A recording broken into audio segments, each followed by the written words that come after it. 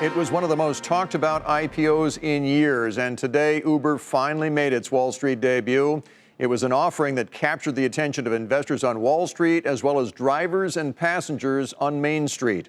But when the rubber finally hit the road, the enthusiasm just wasn't there. The stock notched a rare first-day decline for such a high-profile IPO, falling more than 7% to close below its IPO price.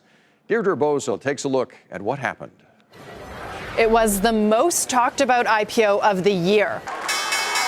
But on its big Wall Street debut, it fell short of expectations. But at this price, it reflected the environment. And listen, the environment is uncertain right now. And any time there's uncertainty in the market, investors are going to be a little hesitant to put $8 billion of their dollars to work.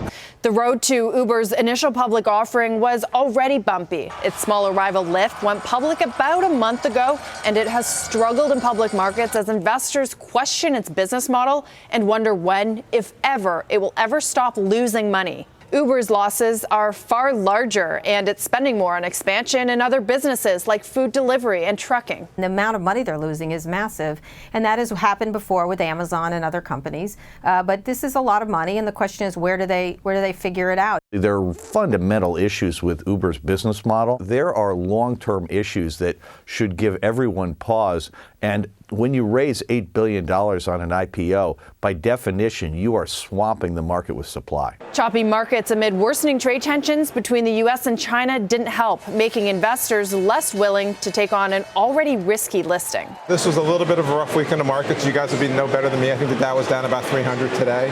There was a lot of discussion about tariffs. And so if you look at most of the broader markets, I think this was a tough day. And as you know, that matters on sentiment.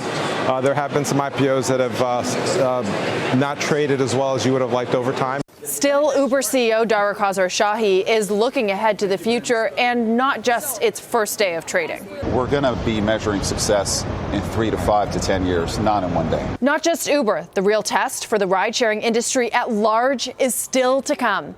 For Nightly Business Report, I'm Deirdre Bosa.